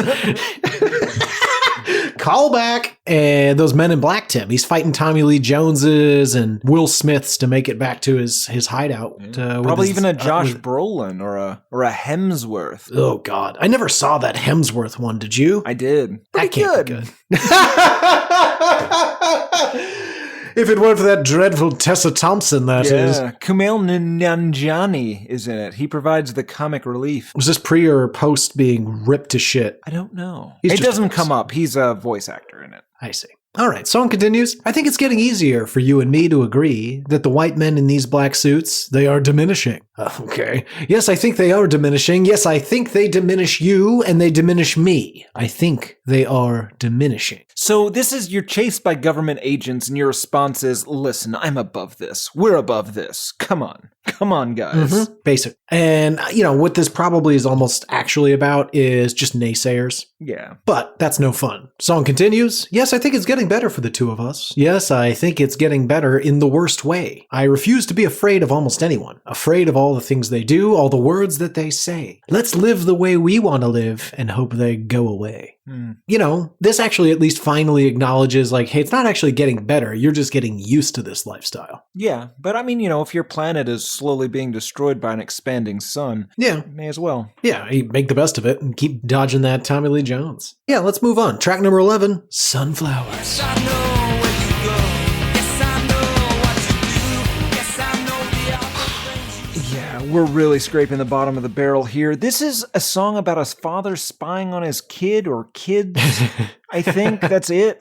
Yeah, it's really not a fun song. Let's see what we can do about that. I know where you go when you want to fall. Why do you want to be broken? Oh, I know where you go when you want to fall. Yes, your friends, they tell me everything. Right. He's bribing his kids' friends to rat them out. Yes, so he knows where his daughter goes when she's feeling down and how she wants to take out her rage. Not super clear what that is, but let's keep going and see if we can come up with some ideas. Yes, I know where you go. I know what you do. Yes, I know the awful things you say, and I know who you say them to. Yes, I know where you go, and I know what you do. So this seems like she's actually like going somewhere to take it out on somebody. Here's the best I got. You got your classics: abortion clinic, veterans funerals. But those are a little outplayed, Tim. What about this? She just goes to her local McDonald's and screams at them that the McRib and the Shamrock Shake are seasonal treats and she would like them year round.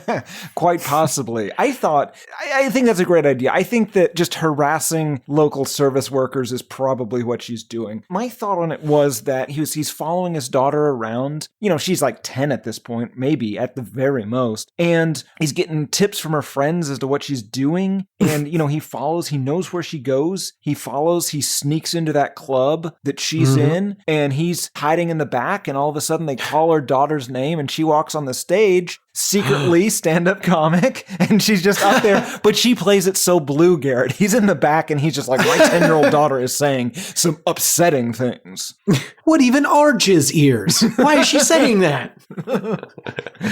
Yeah, parents have a hard time coping with people's comedy. Anyway.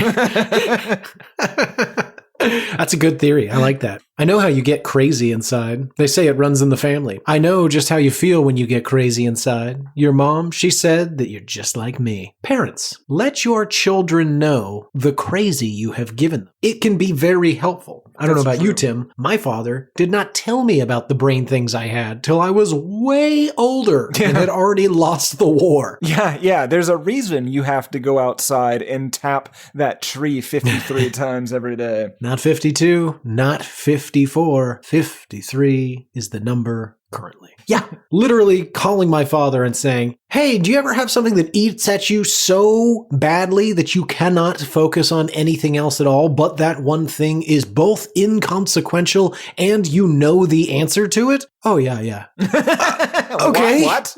Huh? Oh, yeah, you're going to have that your whole life. Yeah. And it's going to change over time. It'll be different things. And it will be more constant, intense. Yeah, the one constant is it will continually get worse. Thanks, Dad. When you were a child, you were happy and free. You were my reason to live. I would die when you smiled at me. I can still see you. I remember you painting sunflowers in your room. This feels unfair, Tim. Most little kids are happy. It's only when you get a little bit older and you get some context that you start to really, really be sad. And yes. I feel like he's kind of blaming her. Yeah, it is odd. Like, yeah, once you gain maturity, once you're not like just dicking around, you know, once you have to like go to kindergarten, it gets real tough. There's a reason you're not as happy anymore. I don't want to take a nap right now. Yeah, I want to play in mud. You love mud. I like that he changes it though to, I know where you go. You're useless friends. They tell me everything. Yeah, that is pretty funny. Specifically, it's funny because his daughter is like 10 at the most. Her useless friends? Alex, have you seen Megan? No. You're fucking useless. Why are you even here? Go home.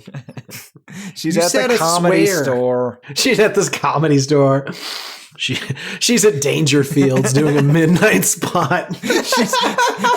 She's going on after Joey Diaz. Oh, God. It's going to be weird, and she's not going to do that good. Yeah, she's not going to do that good. He will destroy the room. She's auditioning to be a regular at the Cellar tonight, if you really want to know. I don't know what any of those words mean.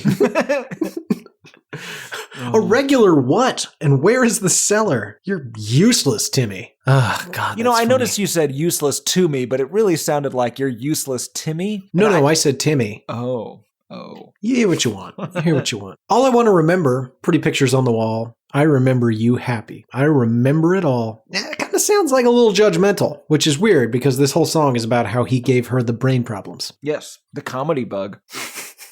Yeah. I mean, it's in all seriousness, it's probably he's lamenting the fact generally that his kids have grown up. They don't want to just be kids anymore. They want to shoot meth and fill their pockets with lead and sand. Or whatever it is that their problem is. Kevin, I was just out at the sandbox. Pretty empty, friend. Where were you headed? Jesus Christ. Nowhere. Empty those pockets, mister. Let's move on. We're almost done, but not even close. Track number 12, Why I Don't Believe in God. Let's talk about Edgar Casey and the long lame walk of the dark 70s. Starting off with banjo. We have banjo, it sounds great, and the rest of this song is really strange. Yeah, it does not have a coherent theme the way the title would make you think it does. Yeah, I really thought I was going to walk away from this understanding why he does not believe in God, and all I'm left with is questions. Yeah, part of it is about how he hates his shitty dad and also his mom. He says, I heard the truth about you, and it doesn't really read at all. Like the whipping stick you raised me with, a scared woman in a private hell, hushed voice like electric bells, right? So he's kind of giving her, like, she's got her own problems, certainly, but she also didn't do a great job. Yeah, that sounds right. Sure. Strange talk about Edgar Casey and the long, lame walk of the dark 70s. Weird reference here. Really weird reference. And it doesn't really make sense with the theme of the song. Edgar Casey, of course, was a noted psychic, clairvoyant, medium, astral projector, and, most importantly, fraud. Yeah. I don't know if you know much about him. I don't know if our audience knows much about him. Some of his dumber claims were that he could access the Akashic record. Oh, yeah. Which is not a thing. He believed in polygenism with white, black, red, brown, and yellow races all created separately. He believed in aliens, Atlantis, which of course was created by the red race of people. Giants, a prediction that the second coming of Christ would happen in 1998. A prediction that in 1958, the U.S. would rediscover a death ray which had destroyed Atlantis. Allegedly, it was not discovered. The point is, this man is fascinating. He's stupid and a liar, but he's interesting. And I don't know what he's doing in this song. Yeah, I assume his mother was some sort of new age bullshit lady. Yes, absolutely. But, like, okay, how is that? Yeah, I'm not sure. Let's keep going. I heard the truth about you. Yeah, you. Mama, they woke me up. I was deep in an idiot sleep. I was just 8 years old. Heard big words with horrible sound. Why'd they have to call my school? Tell me my mother had a nervous breakdown. I don't think they call the school to tell you that your mom had a nervous breakdown. That's something you find out when you come home and there's a couple of adults at your house. I agree, but it was the 70s, and so it might have been more like, hey, Art, it's Aunt Linda. Your mom is, she's going to the hospital for a while, so you're going to need to arrange someone to pick you up. Okay? Yeah. Bye-bye. She's in the cracker. Okay. Okay, what do I do with that? I'm 8. You say. I am 8 years old. What do I... Yeah, don't go So I home. need to, like, go to the local get- mental institution when you're done with school. That's where you live now with your mother who lives there. Said you weren't losing your mind. Yeah, said you just needed a rest. He said you'd be coming home soon. He said the doctors there would know what's best. Said that maybe I could go live with him for a while. Yeah, his mom had a breakdown. They kind of like lied to him and said it was going to get better and that you could just go live with your in-laws for a little bit. Oh, I was interpreting that as they said they could live with the doctors, like some sort of running with scissors scenario. My masturbatory chamber. Yeah. Isn't that what that movie? Isn't that in that book? Absolutely. Yeah, so I feel like this song doesn't really make the case for not believing in God. No. Although, fun fact, one that doesn't quite rise to the level of a Schnapple fun fact, just as Everlast is now Muslim, Everclear is now Christian. Speaking about his then-fiancée, Stephanie Gregg, he said, she's a Christian and I'm a Christian. My ex isn't. And so I was like, it's okay to be a Christian. I'm not like a born-again. Well, I guess I am a born-again, in a way. But I don't knock people over the head with it. I just kind of use my spirituality to make my life better. Boo. Ooh, Gino has Words. written a second fun fact here, Garrett. Oh, God damn it. Art has been diagnosed with MS. That can't be accurate. That is accurate. That's neither fun. Well, I guess it's a fact. Maybe. I mean, Gina wrote it, so we don't know. Yeah. I mean, it's accurate that it is written down here, I guess I should say. Track number 13. Like a California king. You have made yourself a brand new life. Ooh, such a Really scraping the bottom of the barrel here. This seems to be a song bitching about Californians moving to Oregon. I assume it's his interpretation of people in Portland's opinion of him or his band moving up there. And it's just as good as that sounds. Yeah, it's just a series of insults that he received when he moved to Portland and presumably had more success than folks that were there. We'll go through it very quickly. I see you have made yourself a brand new life. Ooh, such a cool blue star with a bright new shine. I see you wear your checkered past just like a shining suit of gold. I know you think you look so special. One thing I will say about this, Tim, is it is weird that as a fully grown adult person, the things that I was mildly ashamed of and that were not very cool to have done, they do make for like really good stories now. Oh, sure.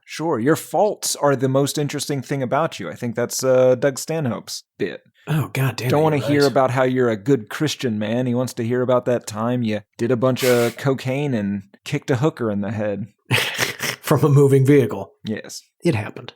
Anyway, song continues. What makes you think you're so special? What makes you think you are unique? I see you smile and I get angry as I watch you go colossal like a California king. What? I don't know. It sounds like somebody's becoming or possibly peaking. And then the only other note I wrote down here is from this line, all these Californians coming up here and changing everything. They're just a bunch of carpetbaggers and I wish they'd all just go. I had forgotten that the 90s, in particular like the early mid-90s, how important it was to not sell out, aka be successful. That's true. I've never heard it referred to as carpetbagging, though. No, that's ridiculous. Yeah. Later on, the song just gets weirder. It's, again, like the last one, strays away from the theme here. He says, I will find you in the crowded room. I will knock you off your feet. I will burn you just like teenage love. I will eat you just like meat. I will break you into pieces, hold you up for all the world to see. Yeah, what makes you think you're better than me? This is Dennis Reynolds peaking. Yeah, it really is. It really is. It's throwing somebody to the ground and shouting, you think you're better than me? I will kill and eat you. The state motto of Massachusetts. You think you're better than me? Anything else, Tim? No, let's move on to the bonus track. The reason we're doing this in our spooky month of Spookcember, the Christmas month. Hating You for Christmas, track 14, aka part 2 of track 13.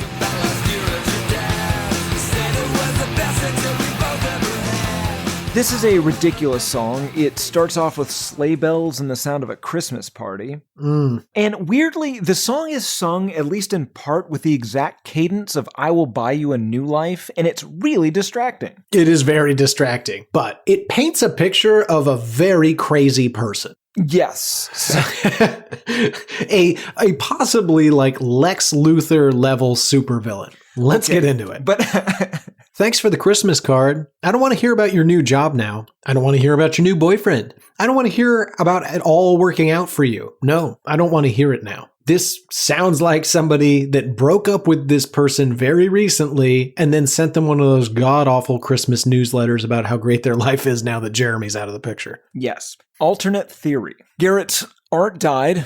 He possessed Christopher Lloyd. He did what he had to do, right? He finished his unfinished business and he ascended to heaven, where art will go when he dies, of course. Sure. His ex, or his widow, grew Twice. somewhat attached to Christopher Lloyd, right? So obviously he's just the medium, the person who brought these two together, but she is a very sentimental person. She wants to keep in touch with him. And so she continues to send Christopher Lloyd as Christopher Lloyd Christmas cards, and it really pisses him off. He's done with it. That man has left his body. He no longer has a man inside of him anymore. And so listen, I don't want to hear about your new job. Don't want to hear about your fucking boyfriend. I don't want to hear about any of this. I just want to be done with ghosts, with having men inside me, and with this crazy bitch. His words, Christopher Dear Lloyd's words. Marty, please stop writing me. Delightful. I have but a few years left in this world. And I don't want to hear about it. That's right. I'm turning into Nixon. Anyway. Do I write to you and tell you about my phlebitis? Or how Kissinger keeps recording me in the restroom? No. Oh dear. He had a penchant for taping things. Anyway, I don't want to hear about your swinging new place. I don't want to hear about how everyone thinks it's great. I just want to sit in our apartment and hate you. Yes, I will be hating you for Christmas. It's a very funny song. I guess. I mean, it's a bad song, but Yeah. it is very funny to be like, I just want to sit here in what used to be our apartment, that is very telling. Like, that's how recent it was. He's still calling it our apartment and hate you. Can I just quietly hate you for Christmas? This feels like a very Garrett to Tim sentiment, but It is. It is. I will be doing a live performance of this for Christmas for you. I don't want to think about last year at your dad's. You said it was the hottest sex that we both ever had. I don't. I don't want to. Sorry, that line is insane. it is. I don't it want is. It's weird to say, whoa, that was the best sex either of us has ever had. How do you know?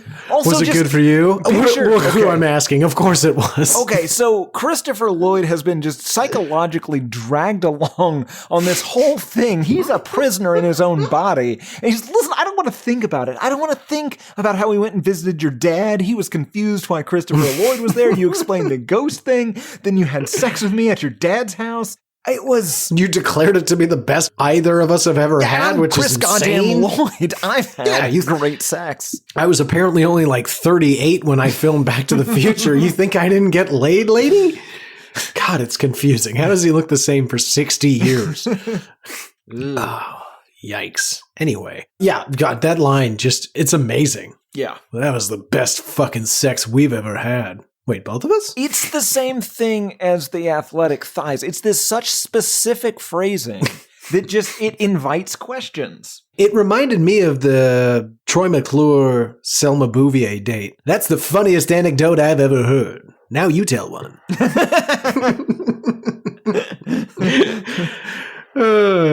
God, we miss you so much.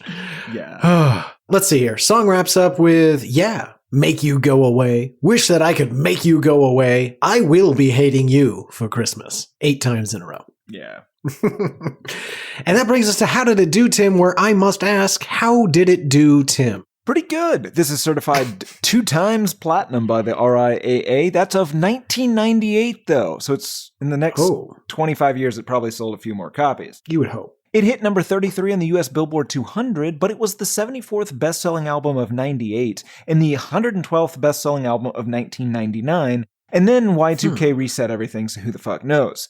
This hit number 19 in Australia or possibly Austria. I cannot read my own handwriting. Number 5 in New Zealand, number 94 in Scotland, number 63 in the UK, and while we don't have official Dutch numbers, our as yet unofficially recognized Dutch polling system yielded 18 out of 21 thumbs up, so they seem to enjoy it. That's shocking. Absolutely. Also, Timothy Richardson, fun fact number 227113335, because I just added it, Tim refers to things he typed as his handwriting. And I cannot read it. In your defense, illegible. What'd you use? Wingdings? What is that? Track number 4. Nope. What did people think of it? Well, Garrett, we have a Robert Christgau review this week. If you'd like to play the Robert Christgau game. The Robert Christgau game. Art Alexakis knows he got lucky and figures the surest way to maximize his success is to maximize his music, showing the strengths and weaknesses of somebody you sincerely hope has found the investment counselor of his dreams. With the big riffs and self-aggrandizing evocations of a credible life, he's at his best working the time-worn audience as beloved trope. The title tune says everything he needs to say about the follow-ups in the age of the one-shot. Garrett Harvey, what does Robert Christgau think of Everclear's So Much for the Afterglow? I was feeling very confident in my pick until that last little bit where he got very negative, at least in Bobby C terms. I'm going to go with my gut here. I'm going to say Bobby C gave it a B. B+. All right. Yeah, all right. A little bit better. Garrett, there are 313 reviews, 4.8 out of 5 stars on average, 86% 5-star, 3% 1-star. The first is by KT from 2002, and it's titled, Oh My God. Wow, wow, this album is amazing. By far the best track is Openers, so much for the Afterglow. You know that bit in Bohemian Rhapsody where the guitar solo kicks in and you have to headbang a la Wayne's World? Well, this is the song that replicates the urge. After the slightly unsettling choir boy intro, you can feel it building up. Oh, how you feel it. Then, wait for it. This is a song about Susan. Bam! Guitars, drums, wow, wow, it's incredible. You have to mosh. It makes me wish I was called Susan.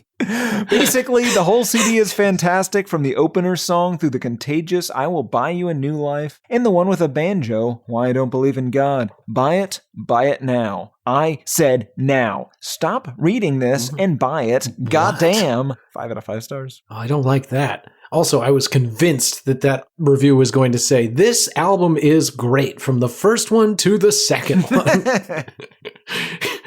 Which, ironically, not true. Yeah, first song, not very good. Aurora Westfall from 2017 titled her review, Sturdy CD, bad for the depressed. Sturdy CD. Yes, she got a real thick one. Thick one, yeah. Despite my hating this band, too depressing for me, my husband loves it and still owns this CD. The CD is good quality and has survived without a scratch through 2 moves now. I mean, if you are buying this CD, know it is depressing. Do not buy if you have depression or suicidal ideations. As long as that is not an issue for you, the CD is good quality and the sound quality is good. 5 out of 5 stars. Such a thorough review. Yes. Like content, quality of the material, that part's really fascinating. What her husband thinks. What her husband thinks, it's all there. CJR Hobbs at yahoo.com from 1999 titled his or her review, Stop Whining. Yes, I've heard some complaints about this CD, but if you do not want to hear the same 3 chords in a row, buy another CD. Is it that hard? And also, if you don't want to hear the lyrics from Everclear's Everyday Problems, well then just don't. Get another CD if it's that bad and quit whining. If you didn't like this CD, talk to me about it. Anyway, this CD rocked, and anyone who has heard and liked a previous Everclear album, this is the new and improved them. Buy this puppy. You won't regret it unless you're a whiner. 5 out of 5 stars. You know what I don't say often? This puppy. Check this puppy out. You say that quite a bit. I think more than you Do I? realize. Yeah. It must be. I fail to even remember the last time I've said something to that effect. Well, check the Jano. Get the tape, not the show tape. The other life tape. Yeah, for all the The other one time. that records us at 24 hours a day. All right. I Do a think he's going search to get it. for puppy. We won't see him for a bit. Tim, who's this for? This is for, well, at least 3 of these songs are for everyone who had access to a radio in the late 90s / early 2000s, and anyone, Garrett, who is not a whiner. Whiner. Whine, not wine. Not a sommelier. Yes. They can listen. Good stuff. Okay, before we rate it, let's move into final thoughts. Any big revelations that we didn't share in the song by song? I mean, I struggled really to find any, really specific negatives about this. But I don't really like it. At best, It's okay. It's really catchy for 3 of 14 songs, but it's still somehow really forgettable. Like, if this band, I don't know, it's just not for us. It should be an EP and a shit like that. That is rough. I will, as usual, be slightly kinder and say what bothers me about this album is that it should be 10 songs.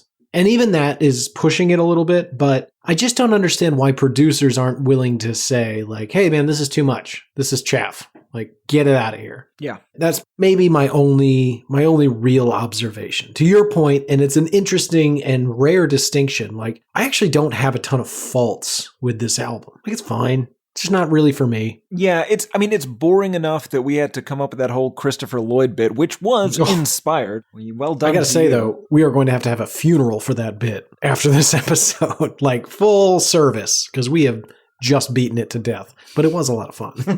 Alrighty, Tim, let's ask the question. Do you hate this album? No, I just kind of meh it. What about you, friend? Did you get there? We are 3 for 3. I also meh it. It would be disingenuous to say I hate it, but I also can't gin up enough interest to say that I don't hate it. I merely will ignore it. Fair enough. Maybe the nicest thing I can say is I will probably continue to listen to 2 Everclear songs when they randomly pop up in my 90s mixes. Right. But no one's going out of their way to listen to them. I can't imagine. And if you are, write in. hatePodMail@gmail.com. Why are you doing that? Alrighty, Timmy, that brings us to the end of the show. As always, if you can, folks, reach out to us, hatePodMail@gmail.com. We're on Instagram, that's HatePod. Twitter's album HatePod. Threads is HatePod, although that's become kind of a ghost town. We've got Discord servers, we've got subreddits. If you want to reach out to us, we're not hard to find. We're on damn near every platform. Well, we are no longer on OnlyFans. Yeah, if you want pictures of my horribly, horribly mangled feet, you're going to have to email me directly. But for this week, for this host, for this show, I have been one of your hosts, Garrett Harvey. I have been the other, Timothy P. Richardson. And in 1998, Garrett P. Harvey wrote what I think to be a Weird Al Yankovic-style parody song / men's rights anthem, Just a Boy, as a direct response to Just a Girl by No Doubt. It is as offensive as it is catchy, and if Gino did his job right, it is available currently on iTunes. Find the iTunes track. I am so confident that he will not do it correctly.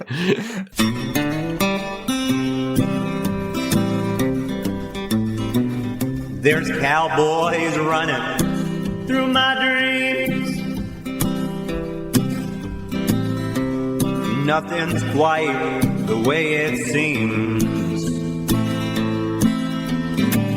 I joined the Navy, got kicked out in a week. My facial features aren't distinct.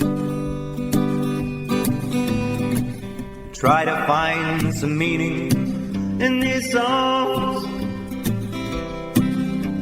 The genius is a genius, got it wrong. No, it's a lobster murder sex thing. It's the bleaching of the rear. A full assault on both your ears.